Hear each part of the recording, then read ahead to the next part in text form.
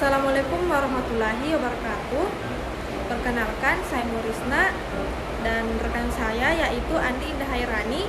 Pada video kali ini kami akan membahas mengenai karakteristik dan klasifikasi mazhab filsafat.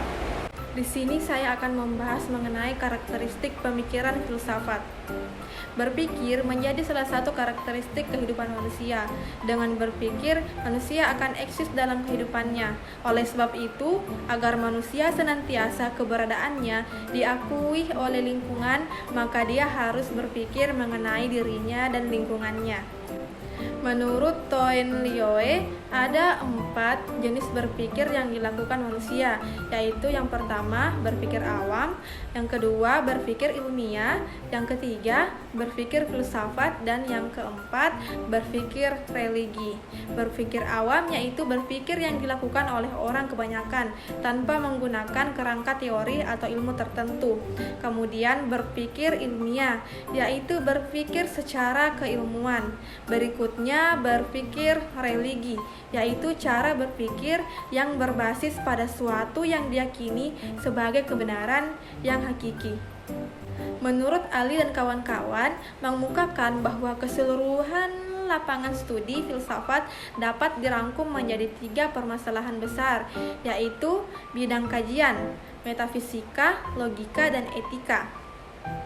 Metafisika membahas tentang hakikat alam atau dunia, kosmologi, tujuan hidup, teleologi, hakikat yang ada, ontologi, hakikat Tuhan, teologi, dan hakikat manusia, humanologi.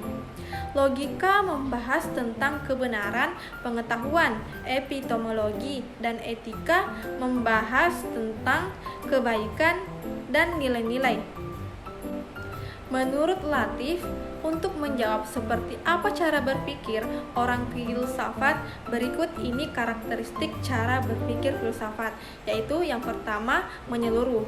Maksudnya, seorang ilmuwan tidak akan pernah puas jika hanya mengenal ilmu dari segi pandang ilmu itu sendiri. Kemudian yang kedua, bersifat mendasar. Maksudnya sifat yang tidak begitu saja percaya bahwa ilmu itu benar. Mengapa ilmu itu benar? Bagaimana proses penilaian berdasarkan kriteria dilakukan? Apakah kriteria itu sendiri benar? Lalu, benar sendiri itu apa? Seperti suatu pertanyaan yang melingkar yang harus dimulai dengan menentukan titik yang benar. Kemudian yang ketiga, bersifat spekulatif. Maksudnya menyusun sebuah lingkaran dan menentukan titik awal sebuah lingkaran yang sekaligus menjadi titik. Akhirnya dibutuhkan suatu sifat spekulatif baik dari segi proses, analisis maupun pembuktiannya, sehingga dapat dipisahkan mana yang logis atau tidak. Menurut Ahmad, lebih rinci bagaimana cara berpikir filsafat, yaitu sebagai berikut. Yang pertama, harus sistematis. Pemikiran yang sistematis ini dimaksudkan untuk menyusun suatu pola pengetahuan yang rasional, keseluruhan. Yang kedua, konsepsional.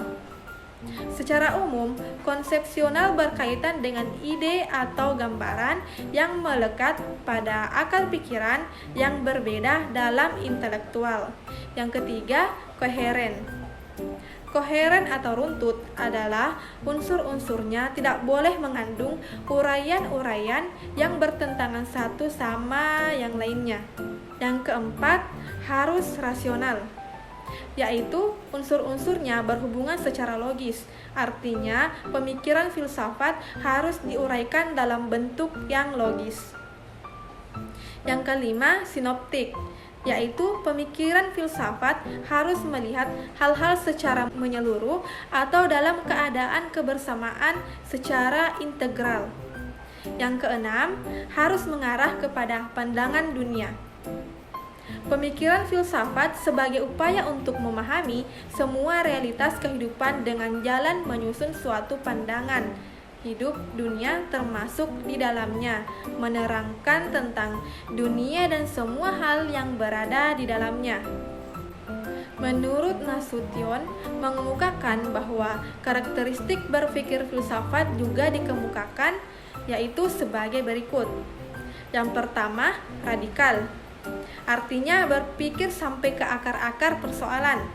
Yang kedua, universal, yaitu berpikir secara menyeluruh, tidak terbatas pada bagian-bagian tertentu, tapi mencakup keseluruhan aspek yang konkret dan abstrak, atau yang fisik dan metafisik.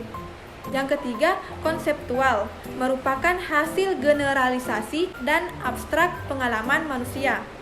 Yang keempat, koheren dan konsisten, yaitu sesuai dengan kaidah-kaidah berpikir logis, sedangkan konsisten adalah tidak mengandung kontradiksi. Yang kelima, sistematik, yaitu berpikir logis yang bergerak selangkah demi selangkah, step by step, penuh kesabaran, berurutan dan penuh rasa tanggung jawab. Yang keenam, komprehensif, mencakup atau menyeluruh. Yang ketujuh, bebas.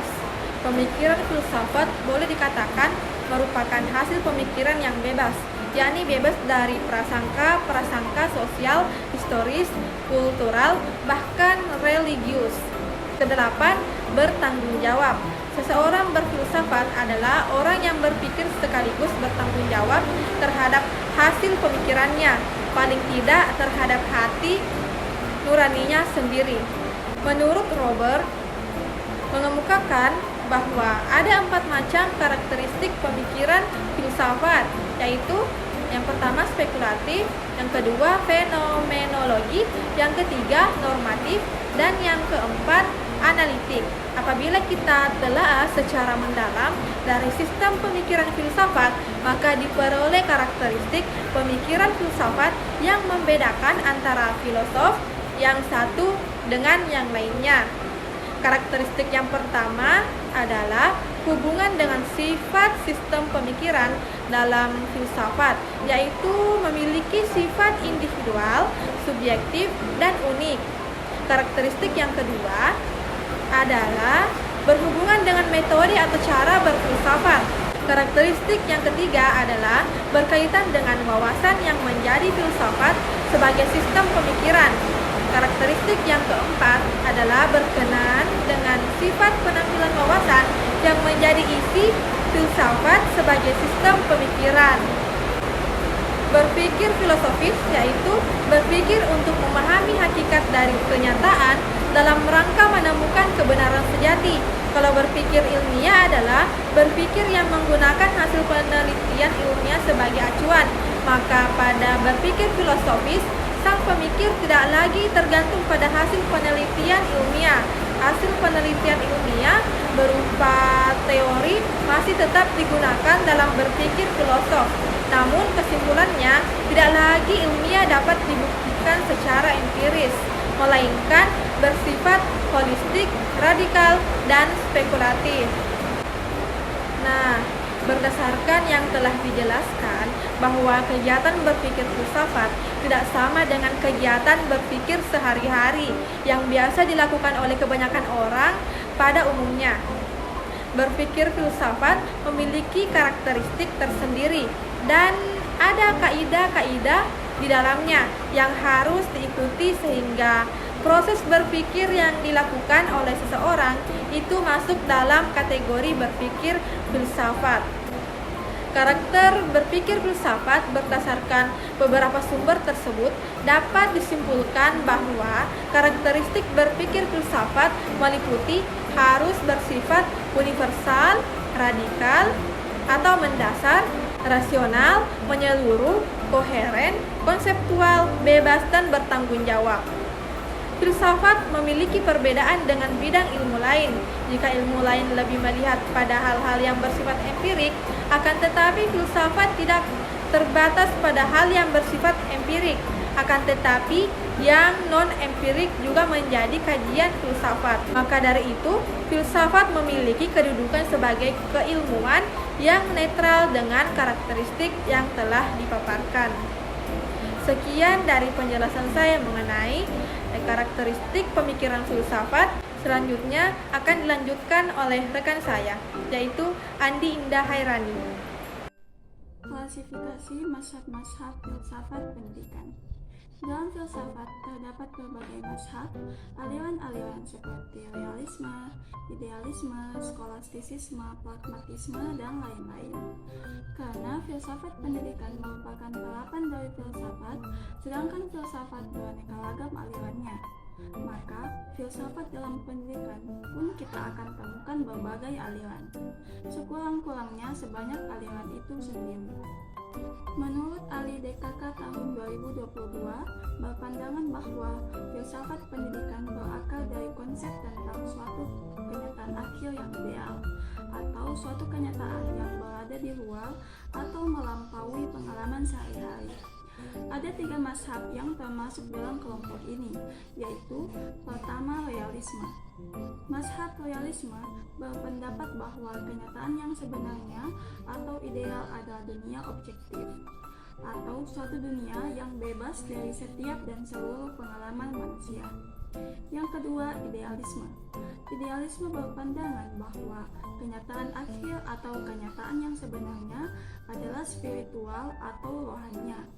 Tujuan pendidikan adalah mengembangkan individu sebagai pribadi yang terbatas, dan ia mampu berbuat selaras dengan suatu kehidupan yang mulia. Yang ketiga, skolastisisme.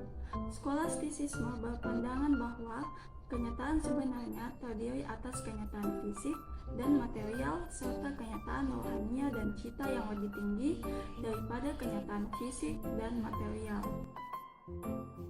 Adapun Murtafiq tahun 2014 menjelaskan bahwa aliran filsafat pendidikan terbagi atas 8, antara lain: pertama, idealisme. Idealisme adalah filsafat yang menyatakan hakikat spiritual manusia dan alam semesta. Sudut pandang dasarnya menekankan pada roh manusia, jiwa atau pikiran sebagai unsur paling penting dalam hidup. Yang kedua, realisme. Realisme dapat didefinisikan sebagai posisi filosofis yang menegaskan: pertama, dunia dan permulaan-permulaan di dalamnya. Yang kedua, kemampuan mengetahui objek sebagaimana ia ada dalam dirinya sendiri. Dan yang ketiga, kebutuhan akan kesesuaian dengan realitas objektif dalam perilaku manusia. Yang ketiga, pragmatisme. Pragmatisme berasal dari kata Yunani pragma, artinya sesuatu yang dilakukan atau sebuah fakta yang dipraktekkan. Doktrin ini menyatakan bahwa arti proposisi atau ide terletak pada konsekuensi praktisnya. Filsafat ini menekankan bahwa pendidikan telah sia-sia jika tidak melakukan fungsi sosial yang ditugaskan untuk itu. Yang keempat, ada perennialisme. Perennialisme adalah teori pendidikan yang sangat dipengaruhi oleh prinsip-prinsip realisme.